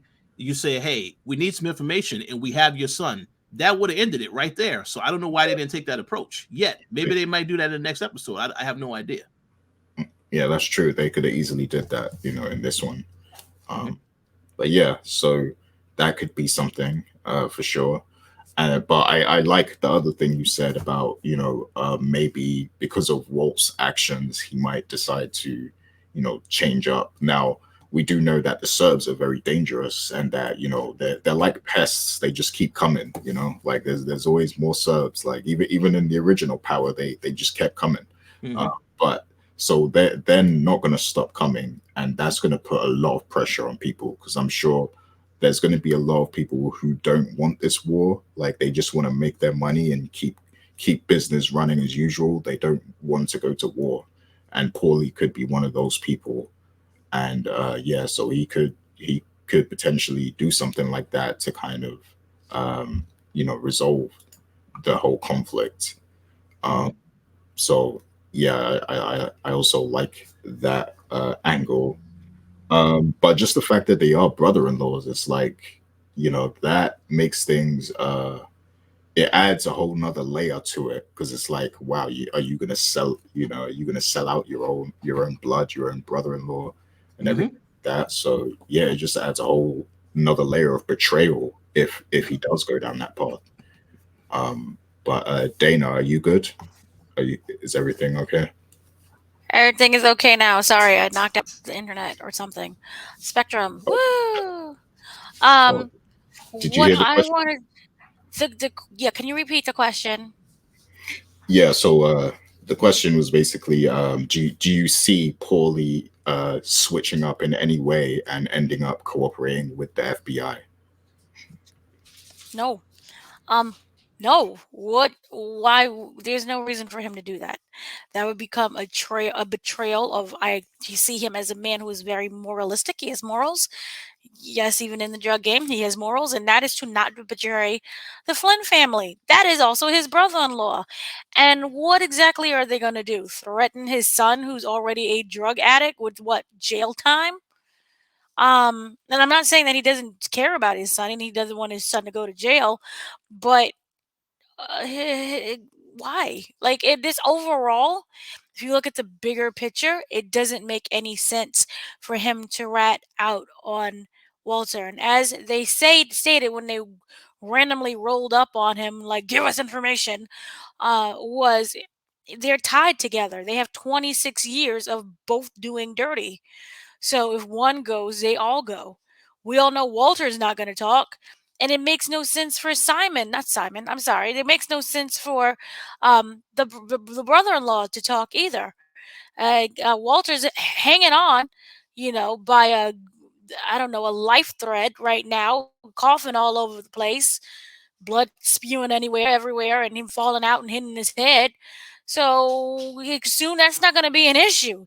If he's dead, what else does? I wonder if the case falls apart, or will they continue to follow the family? And I'm more concerned about what is going to be his role now, if once Walter does die, or Walter just could just be one of those evil people where, like, for 2 seasons straight, he's coughing and dying all over the place. Remember, we had that in one of the Powers with the Raquel situation. Remember Omar Epps? Omar had cancer for, like, what, 2 seasons is going to be now? So we don't know with Walter. He may be hacking and dacking, and then who knows? It'll be some miracle, and all of a sudden he's doing great. So. Oh yeah, that character will still be around for season 2, I believe. I hope so. He's a great character. I mean, we have some problems, race people. I'll never be invited for dinner. Yeah. But character-wise, he has some things going on. I want to see more of that Godfather walk through a hallway and kill people. Yeah, that is a great character. Omar Epps and stuff. So I hope he continues to be on that show. But yeah, Dana, you said something real good that I was kind of thinking about earlier too. Like, if Walt does pass away, does this investigation continue? Because it seems like they're looking into, like, the entire business being shady and stuff like that. So I don't think it's just about Walt, it's about the entire operation. So maybe the case would keep going. And in that scenario, I definitely feel like Paulie will be less loyal to the children than to Walt, especially if he thinks they're running the business the wrong way, like the way that they shouldn't be. He might feel a way about that. So I think he will be more loyal because of the children. I mean, you have those situations where you just, look at certain families where you have, like, say, your mom's best friend, and say, I don't know, mom dies, and the best friend kind of steps up in there and makes sure the kids are okay. As wayward as they are, he is embedded into this family for 26 years. He was the first one. It was like, I don't know what's going on. You're not telling me anything, but you have to tell your kids. And he felt very uncomfortable hiding that information from the kids. And those are not his kids. But he's been with them for 26 years or so. I don't know how old Dum Victor is, but he's there for 26 years, and he's known them since they were probably not even born yet. So I think that he is going to always be loyal to them. That is his family. When their mother died, I also see him stepping up and playing a larger role. Remember, he said, don't put your kids through this twice. He was there when the mom died, and he stepped up to them and make sure that they was okay. He's basically Alfred in this situation. So I feel that he's not going to betray them, and he's not going to betray the family. I don't think that one drug-addicted, wayward son who's sleeping in the alley is going to change that. But here's the thing, right? Because now I know there was some conversations in previous episodes about like them being involved in drugs, and I think they were against it. I think Walt was against it, and maybe Paulie. So the fact that he actually has a son that's hooked on drugs, that might change his viewpoint. Like, if Walt passes away and Claudia is taking over, or Vic, and they end up selling drugs as like the main business model, I think he would be against that if he sees that it's affecting his son in a big way. His son, remember, Walter was only dealing coke, which is outdated. compared to everything that's out on the streets. And we saw that with Delilah and everybody having a freaking orgasmic attack behind that.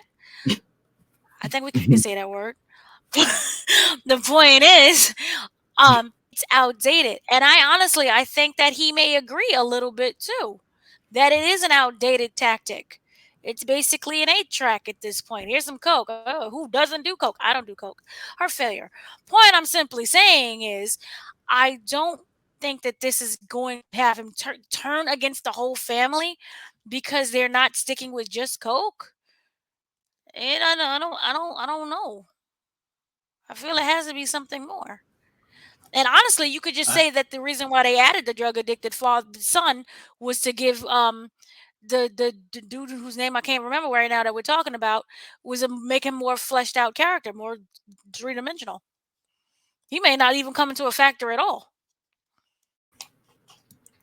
What was you gonna say, Rich? I just want to make a quick comment. I agree with a lot of what has been said. I will say this though: if Paulie's son tries this Dahlia drug and he overdoses on that, different story now. I think you would want to find out who got this product out. Oh, wait, they're involved with this. I can't see. He has to try to want to do something about that because he's losing his actual son. So, but we'll see what happens. But isn't that also this? And I know it's a conversation for a much larger part, but isn't that also kind of corny to blame the drug dealer for the drug addict? I know it's a chicken before the egg situation. It is, but when you actually know the people that played a role in getting this drug out there, I think that kind of changes the situation because they are literally family. He's still much considered, I would say, a family figure to Claudia and Vic. So to know that they actually played a role in getting this drug out here and it got my son killed, I kind of think he would feel a certain type of way about that. It depends, though. I feel like that's just the cost of the game. I mean, if you do drugs, there's a possibility you could overdose or the batch could be that bad and then you die. But then, like, I'm going to take out the drug dealer. And we see that happening a lot. And we see that what happened in the real world cases. When Michael K. Williams died, all of a sudden we're opening investigations over his drug dealer. And remember, that goes back to Philip Seymour Hoffman. Remember Philip Seymour Hoffman? He did heroin. He overdosed on the heroin. It wasn't even like it was laced with fentanyl, from my understanding. It was just a straight overdose. And they're like, we're going to go and find the drug dealer. Oh, yeah. Absolutely. Yeah. Great points. Yeah, I definitely feel like if that was the situation, like, and I agree with Rich, like, it's different when you actually know the people. Like, you lose a son and then you know the people who are responsible for selling him the drug. I think that it's different than just, your son dies and because he bought drugs from a random drug dealer and you'll never be able to find them. Like, I think it's a lot different. But yeah, we'll just... One more thing really quickly. Do you see the parallels between this and Raising Kanan? Remember the white girl who died? Oh, yeah. Yeah, there's a lot of parallels with this and like all three shows, I think, like Ghost, Book 2 and Raising Kanan, there's a lot of parallels. So that's those connections are very interesting between the characters, and that's what makes this a great universe, So yeah, but so since we're already on the topic of the Flynns, I have one more question here, and then I'll get some more additional thoughts from you after. But if it comes down to it is going to come down to a full scale war between the Serbs and the Flynns. Do you think that Walt is going to be forced to seek help from Tommy? And do you also think he'll change his stance and want to recruit the CBI as well? Like, because it's like the Serbs, like we were saying before, they're like pests. They keep coming. They don't stop coming. Like, throughout the history of power, they've always come back. Like, they keep coming.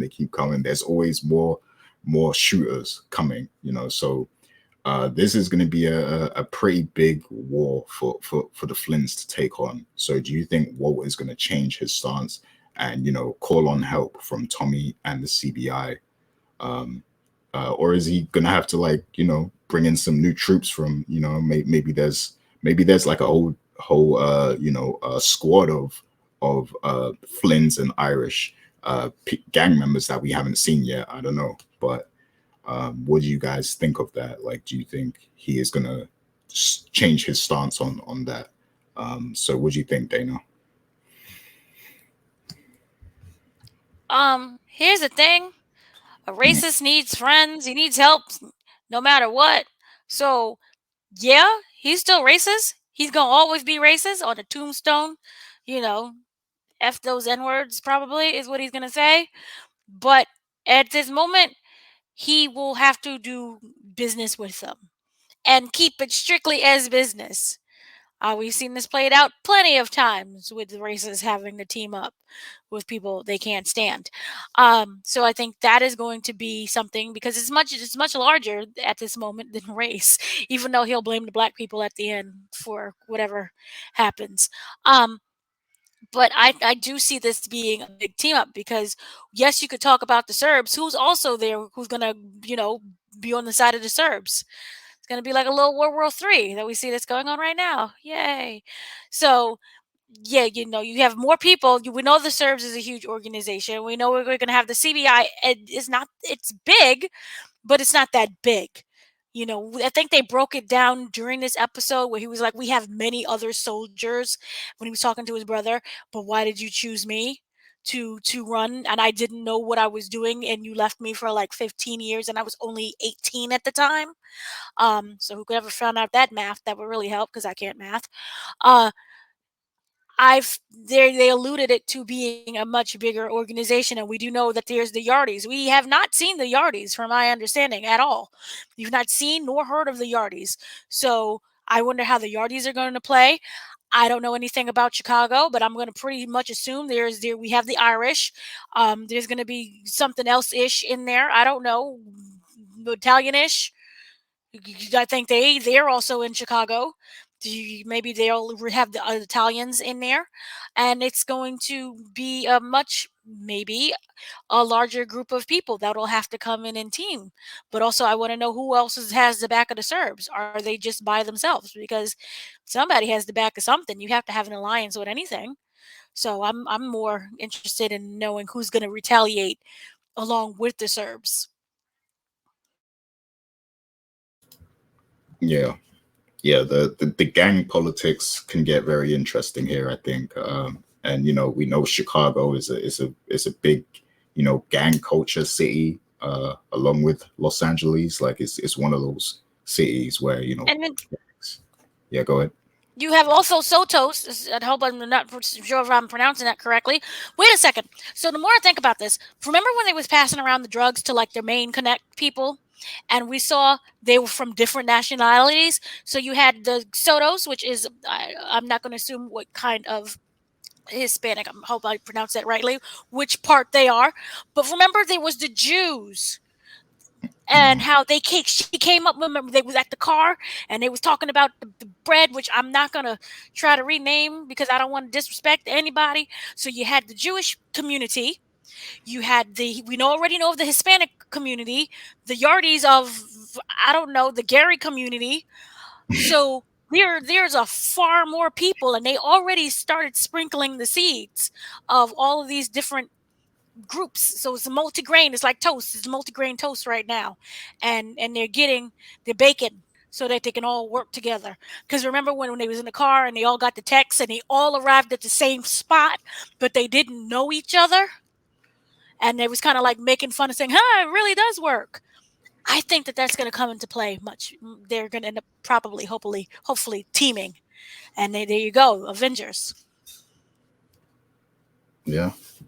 Yeah, I do think they'll play heavily on this whole gang dynamic, for sure. So it will get very interesting. But Richard, what do you think? Is Walt going to change his stance? Is he going to recruit some help, recruit some Avengers? What do you think? I think Walter will still be hesitant to do so, at least in the very beginning, because he is a stubborn old man stuck in his ways. Um, but he may have to do that again because it depends on how much this intensifies. One thing that I will say, however, once once the war has settled in, let's say that Walter is successful, the Flynns are successful, they're teaming up with Tommy, they team up with CBI, whatever, and they finally are able to dispatch the Serbs. I 100% believe that right after that, and I mean immediately after that, Walter will turn his attention to taking out Tommy, because Tommy is the reason that all of this is happening. So he absolutely 100%, like, again, you can trust somebody for the time being, but at the end of the day, Walter does not like Tommy. So I kind of feel like whatever happens, they can team up temporarily, but as soon as it's over, Tommy, that's it. He going right after Tommy. And we've seen this in the original Power series with the Super Friends. Remember Tommy, Kanan, and Ghost? They was all trying to kill each other. And then all of a sudden they was in the car. Like, we got to come and save the day and take out that person. Remember that whole warehouse situation that also happened with Cedric the Entertainer? They was in the midst of fighting and trying to kill each other. Exactly. Kidnapping Tariq and beating him in the head with some oranges. And to go right after what you say, yeah, Tommy, Kanan, Tommy,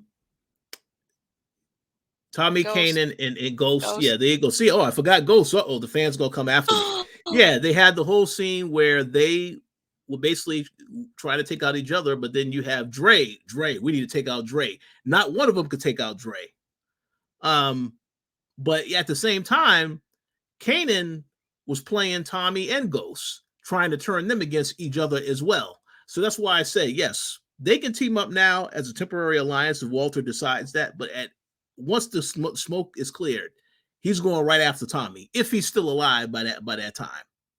100%, because Tommy caused all this. He's the one that brought all this chaos into Chicago. So they're going right after him as soon as they take care of whatever their issue is collectively. And rightfully so. He kind of deserves it at this point. Mm-hmm. Yeah. What you said was very interesting, and it kind of got the cogs turning in my head a little bit. Because if it comes to that, like if they team up to fight off the Serbs, and then after that, Walt, he's like, you're the reason this whole thing started, so I'm gonna get rid of you.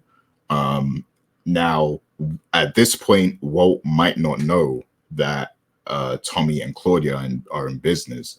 And if Walt decides to send a hit squad after Tommy to kill him, and Claudia finds out, what is her stance going to be here? And throughout Power, we've seen, sons killing fathers, fathers killing sons. We haven't seen a daughter kill her father yet. Could that be something that happens, So, well, let me just say that'll be a very interesting twist that I would not see coming. That's a lot. I got to think on that one. I want to hear what people got to say about that. But let me just say this real quick. She has no reason. You said she has no reason, or he has no reason. Why would you kill Da? The whole time in this situation, she's been trying to protect her father. Everything that she's done has been in no matter what, he has pushed her away constantly. He even called her all kinds of names in this episode because she wasn't there. But that doesn't mean you want to kill him. I mean, when she's the one who's like, why are you coughing like this?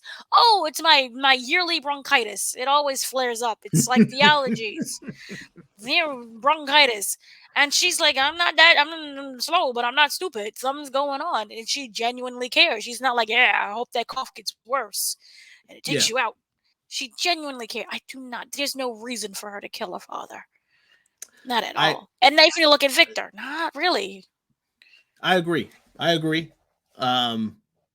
have to see how that situation plays out. That's a very interesting theory, though, and I'm very curious to know what people think about it. But the one quick thing I will mention to go along with the whole thing of somebody turning on somebody immediately after a team up. This literally just happened in the previous episode where Jannard decided, I'm going to try to do this drive-by on Tommy.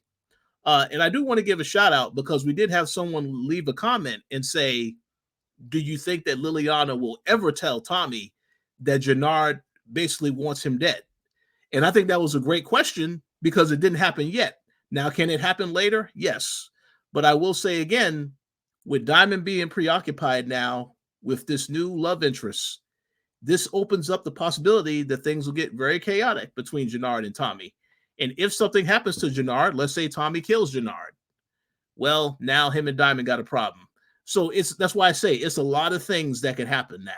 So we have to see how they want to play this out. Jannard and Liliana they stop thinking that flirtation is like my lifelong partner and I'm really to kill for him. No. Oh, no. But if she tells Tommy, Jannard actually does want you dead, that's a problem. I think he already knows. Jannard made it very like it would be the worst kept secret. What? Jannard wants to kill me? He said this countless times. How much she wanted to kill him. Repeatedly. Well, never around Tommy. Yeah, he hasn't said it. He never said it around Tommy.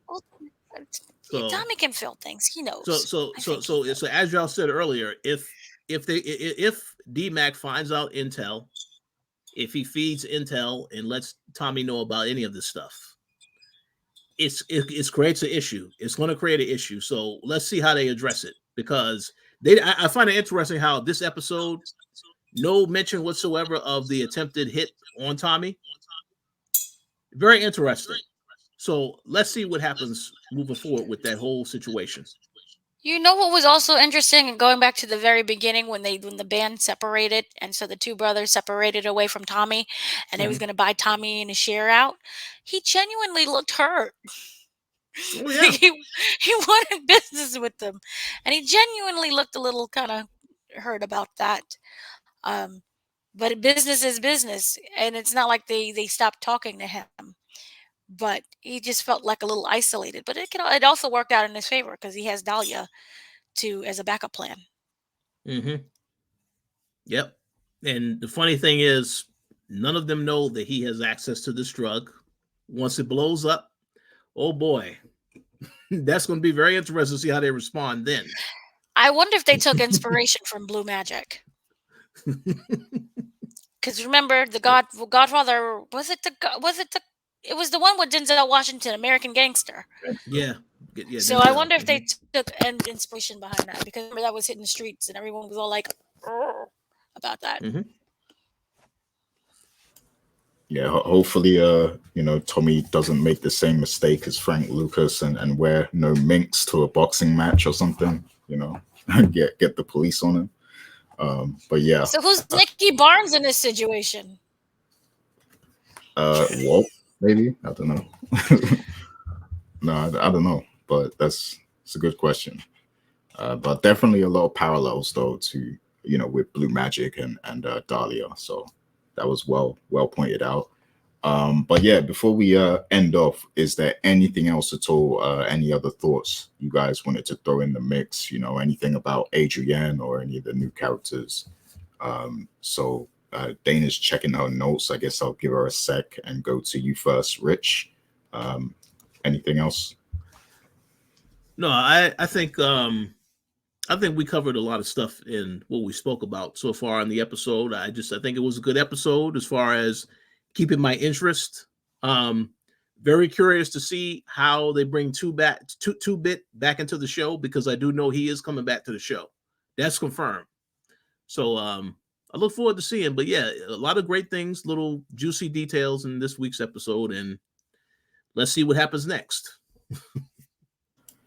Oh yeah, they I think they've been teasing that too, because I saw an interesting picture. I won't mention it in case people get mad at me, but yeah, Two-Bit, I think he's definitely coming soon. But go ahead, Dana. Any final thoughts?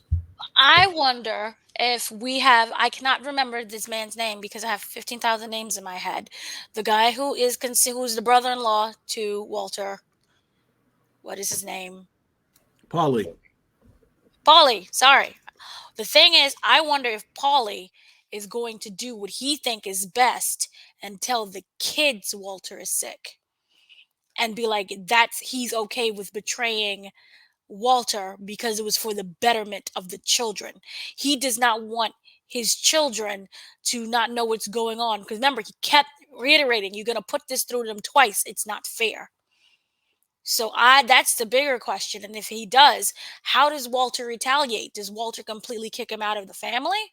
Is he now on the streets and destitute? No, he will still not turn on him. But I just want to know, will he end up doing that? So that will be very interesting to see whether or not that'll be an outcome, or if they even touch upon it anymore.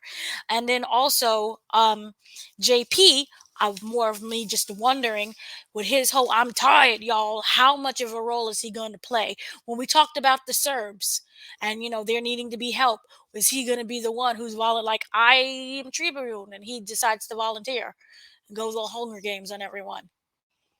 And all for money, and we all know that trying to get money when this is not really your lifestyle does not tend to work out very well for anyone in the Power universe, or just in the universe in general. So I wonder how that is going to come into play there. So that's mainly my main moves with that. Awesome. Yeah, so definitely chime in on that in the comments too. Friendly reminder, hit the like button and everything. That is going to be it from us for this week. You guys got any quick shout outs? You got anything, Rich? Yeah, I just want to give a shout out to all of the people that continue to listen to the show, to leave comments. We appreciate the continued support, and you all have great thoughts and theories about the show. So please continue to do that, because it keeps the conversation going. And just thank you for the continued support, and we look forward to bringing you more content very soon. Indeed. And Dana, you got any specific shout outs to share with us? No, just shout outs to everyone who listens to us, who partakes in the discussion, as always. And we said this 18,000 times already. There is like a 42-minute interview that I did with the actor who plays Simon. And one of the big takeaways was that, yes, he is dead. He's dead. But he talked about he may pop up in some episodes. He would not give a full confirmation, but he alluded very much to, within his own words, to check out for future episodes, because you'll possibly see him. And we all know, in the world of Power Universe, power never ends, and neither does the spirit of that character. So we could come up and make some kind of flashback scene, or you have him talking to Victor, the ghost. His ghost would be like there talking to Victor, like we've seen in previous Power universes, especially with Raising Kanan. We had a whole room full of dead people just talking. So you have that to look forward to. And it's also just in general, March is a very busy month for us on both the video game aspect and in the entertainment aspect with movies and television shows. So stay tuned for that. I'm not going to say what's coming up because it's a lot, and ADHD. So just stay tuned for that. I'll start creating actual schedules, and also look out for the community tab. We'll make some announcements going there on what is being posted and what's popping. And also, just in general, watch the what is it called? Watch I forgot the name of it. Ptolemy Gray. I'm so sorry. I'm zoning out. Watch Ptolemy Gray, which is on Apple Plus. That is the one series that I do. It's a limited series, only 6 episodes, and I highly recommend it. If you are a fan of Samuel L. Jackson just existing and breathing, what he does in this performance is absolutely Oscar worthy. It is mind blowing. You will never see him in a performance like this ever again. So that's on Apple TV. Awesome. Yeah, definitely some more stuff to check out there. And yeah, we will put the link to that Simon interview in the description too. So look out for that. And yeah, I just want to give a big shout out to Esther Negron, because she always has great comments.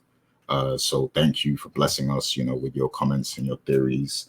I also want to give shout outs to Raiwan, who he comments on Snowfall and Powercast, and I know he's been a long time supporter. And then some of the other regulars, Rainy J, and Robert Silver. We're always chopping it up on Twitter about power and other things, so big shouts to him. And yeah, Kwame too. He's always sending me messages. So yeah, shouts to all those people who really engage with the content. You were going to say something, Rich? Yeah, I was going to say Nigel also, because I know Nigel. Nigel has been doing a lot of comments. It's a lot of people commenting. I appreciate all the comments for sure. Indeed. But yeah, that is it for this week. We will be back next week to cover episode 7. I can't believe it's been 7 episodes already. But yeah, next week we will be covering episode 7 of Force.